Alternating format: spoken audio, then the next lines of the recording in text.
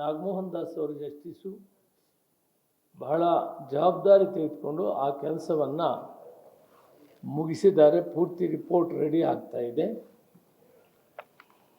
ಬಹುತೇಕ ಆದಷ್ಟು ಬೇಗ ಕೊಡ್ತೀನಿ ಅನ್ನೋ ಮಾತು ಹೇಳಿದರೆ, ಯಾಕಂದರೆ ತಮಗೆ ಡೇಟ್ ಹೇಳಿದ ಮೇಲೆ ಅದು ನಿಖರವಾಗಿರಬೇಕಾಗ್ತದೆ. ಆ ರಿಪೋರ್ಟ್ ಬಂದ ತಕ್ಷಣ ಇವತ್ತು ನಾವು ಇನ್ಫಾರ್ಮಲ್ ಆಗಿ ಚರ್ಚೆ ಮಾಡಿದಾಗ ರಿಪೋರ್ಟ್ ಬಂದ ತಕ್ಷಣ ಇದನ್ನು ತೀರ್ಮಾನ ತೆಗೆದುಕೊಳ್ಳೋಣ ಅಂತ ಮಾನ್ಯ ಮುಖ್ಯಮಂತ್ರಿಗಳು ಹೇಳಿದ್ದಾರೆ. ಇದರ ಮಧ್ಯದಲ್ಲಿ BJP ನಾಯಕರಾದಂಥ ಮಾಜಿ ಕೇಂದ್ರ ಸಚಿವರಾದಂಥ ನಾರಾಯಣಸ್ವಾಮಿಯವರು, ಸಂಸತ್ ಸದಸ್ಯರಾಗಿರುವಂಥ ಕಾರಜೋಳ ಅವರು ಆಗಸ್ಟ್ 1ನೇ ತಾರೀಕು ಬಂದ್ ಮಾಡ್ತೀವಿ ಅನ್ನೋ ವಿಷಯವನ್ನು ಹೇಳಿದ್ದಾರೆ. ಅವರಿಗೆ ಇದನ್ನು ಮಾಡೋದಕ್ಕೆ ನೈತಿಕ ಹಕ್ಕಿಲ್ಲ ಅಂತ ನಾನು ಹೇಳಲಿಕ್ಕೆ ಇಷ್ಟಪಡ್ತೀನಿ. ಕಾರಣ ಇಷ್ಟೇ, ಸನ್ಮಾನ್ಯ ನಾರಾಯಣಸ್ವಾಮಿಯವರು ನಾರಾಯಣಸ್ವಾಮಿಯವರು ಕೇಂದ್ರದಲ್ಲಿ ಸಮಾಜ ಕಲ್ಯಾಣ ಸಚಿವರಾಗಿದ್ದಾಗ ಸಂಸತ್ನಲ್ಲಿ ಹೇಳ್ತಾರೆ, ಮೀಸಲಾತಿ ಮಾಡಲಿಕ್ಕೆ ಅವಕಾಶ ಇಲ್ಲ, ಒಳ ಮೀಸಲಾತಿ ಅನ್ನೋದನ್ನು ದಾಖಲೆ ಸಮೇತ ಇದೆ. ಈಗ ನಾನು ದಾಖಲೆ ತಂದಿಲ್ಲ, ಅದು ನಿಮ್ಗೆ ಕೊಡ್ತಿದ್ದೆ.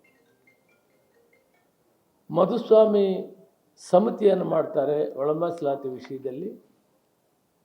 ಕಾರಜೋಳ ಅವರು ಕೂಡ ಸಮಾಜ ಕಲ್ಯಾಣ ಸಚಿವರು ಮತ್ತು PWD ಸಚಿವರು ಇರ್ತಾರೆ.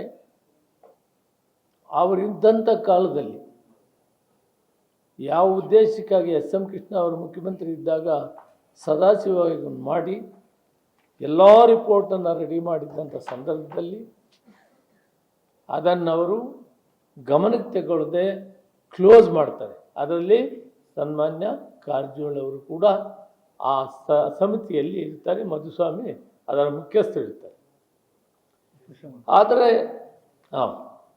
ಆದರೆ ಇವತ್ತು ಸರ್ಕಾರ ದಿಟ್ಟ ನಿಲುವನ್ನು ತೆಗೆದುಕೊಂಡು ಮಾಡಬೇಕು ಅನ್ನೋದನ್ನು ತೀರ್ಮಾನ ಮಾಡಿದ್ದಾರೆ.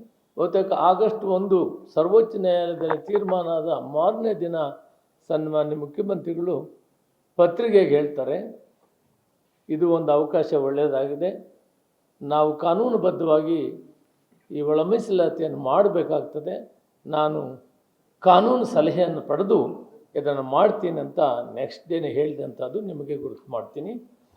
ಯಾವ ಮಂತ್ರಿಗಳು ಅಥವಾ ಉಪಮುಖ್ಯಮಂತ್ರಿಗಳು ಯಾರೂ ಕೂಡ ಇದಕ್ಕೆ ವಿರೋಧ ಇಲ್ಲ.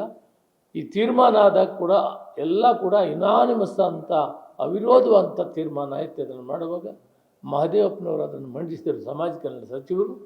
ಆಗ ಅವಿರೋಧವಾಗಿ ತೀರ್ಮಾನ ಆಯಿತು. ಬಹಳ ಕರೆಕ್ಟಾಗಿ 100ಕ್ಕೆ 95, 99, 100ಕ್ಕೆ 100 ಆಗಿರೋ ಜಿಲ್ಲೆಗಳು ಇವೆ ಗ್ರಾಮಾಂತರ ಪ್ರದೇಶದಲ್ಲಿ.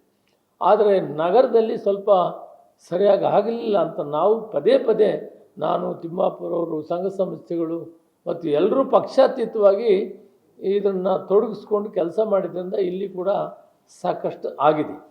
ಆದ್ದರಿಂದ ಆವರೇಜ್ 95, 96 ಆಗಿರೋದ್ರಿಂದ ಇದು ನಾವು ಕೂಡ ಸಮಾಧಾನವಾಗಿ ಆಗಿದೆ. ಬಹಳ ಕೆಲಸ ಮಾಡ್ತಾರೆ ಅಧಿಕಾರಿಗಳು, ನಮ್ಮ ಸರ್ಕಾರದ ಅಧಿಕಾರಿಗಳ ಜೊತೆಗೆ ನಾಗಮೋಹನ್ ದಾಸ್ ಅವರ ಸಮಿತಿ ಕೂಡ ಒಳ್ಳೆ ಕೆಲಸ ಮಾಡಿದೆ.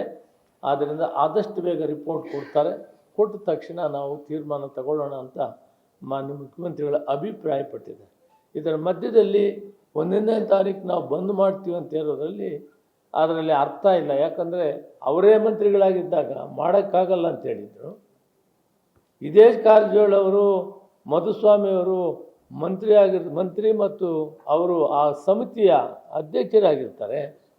ಆವಾಗ ಸದಾಶಿವ ಆಯೋಗಕ್ಕಾಗಿ ನಾವು 35 ವರ್ಷ ಎಲ್ಲ ಸಂಘ ಸಂಸ್ಥೆಗಳು ಹೋರಾಟ ಮಾಡಿದ್ವಿ.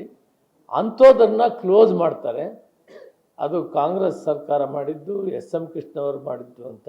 ಮತ್ತೆ ಅದಕ್ಕೆ ಇಂಟರ್ನಲ್ ರಿಸರ್ವೇಷನ್ ಅಂತ ಬೇರೆ ಹೆಸರನ್ನು ನಾಮಾಂಕಿತ ಮಾಡಿ ಅವರು ರಿಸರ್ವೇಷನ್ನ ಒಂದು ತೀರ್ಮಾನ ಮಾಡ್ತಾರೆ. ಇವರು ಇವತ್ತು ಯಾವ ನೈತಿಕ ಹಕ್ಕಿದೆ ಇದರ ಬಗ್ಗೆ ಮಾತಾಡ್ತೀವಿ. ರಾಜಕೀಯ ಬೆರೆಸೋದು ಬೇಡ. ಸಮುದಾಯಕ್ಕೆ ಮತ್ತು 101 ಜಾತಿಗೆ ಅವರವರ ಜನಸಂಖ್ಯೆ ಆಧಾರದ ಮೇಲೆ ನ್ಯಾಯ ಸಿಕ್ಕುವಂಥ ಕಾಲ ಅತಿ ಶೀಘ್ರವಾಗಿ ಬಂದಿದೆ.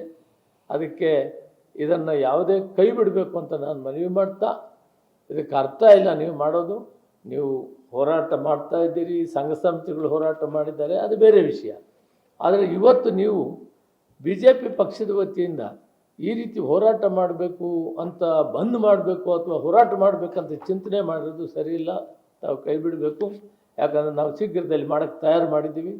ನೀವೇನಾದರೂ ಆ ರೀತಿ ಮಾಡಲ್ಲ ಅಂತಿದ್ರೆ ನಿಮಗೆಲ್ಲ ಮಾಹಿತಿ ಇದೆ. ತಾವು ಕೂಡ ನೀವು ಜಸ್ಟಿಸ್ ನಾಗಮೋಹನ್ ದಾಸ್ ಅವ್ರನ್ನ ಭೇಟಿಯಾಗಿದ್ದೀರಿ 1, 2, 3 ಸಾರಿ. ಎಲ್ಲ ವಿಷಯ ಗೊತ್ತಿದೆ. ಇದನ್ನು ಸರ್ಕಾರ ಮಾಡ್ತಾ ಇದೆ ಅನ್ನೋದನ್ನು ಖಚಿತಪಡಿಸ್ತೀನಿ ನಾನು. ಆದ್ದರಿಂದ ಈ ಬಂದ್ ಮಾಡೋದನ್ನು ಅವಶ್ಯಕತೆ ಇಲ್ಲ ಅನ್ನೋದನ್ನು ಹೇಳ್ತೇನೆ. ಆದಷ್ಟು ಬೇಗ ನಾವು ಸರ್ಕಾರ ಕಂಕಣಬದ್ಧವಾಗಿದೆ, ಈ ಕೆಲಸವನ್ನು ಮಾಡ್ತೀವಿ ಅಂತ ಮಾಧ್ಯಮ ಮಿತ್ರರ ಮುಖಾಂತರ ಅವರಿಗೆ ತಿಳಿಸ್ತೀನಿ. ಲೇಟೆಸ್ಟ್ ಹಾಗೂ ಇಂಟ್ರೆಸ್ಟಿಂಗ್ ಸುದ್ದಿಗಳಿಗಾಗಿ ಬಾಸ್ ಟಿವಿ ಕನ್ನಡ ಚಾನೆಲ್ನ ಸಬ್ಸ್ಕ್ರೈಬ್ ಮಾಡಿ. ಹಾಗೆಯೇ ಬೆಲ್ ಐಕಾನ್ ಪ್ರೆಸ್ ಮಾಡಿ. ಇದರ ಜೊತೆಗೆ ಫೇಸ್ಬುಕ್, ಇನ್ಸ್ಟಾಗ್ರಾಮ್, ಎಕ್ಸ್ನಲ್ಲೂ ಮಿಸ್ ಮಾಡದೆ ಫಾಲೋ ಮಾಡಿ.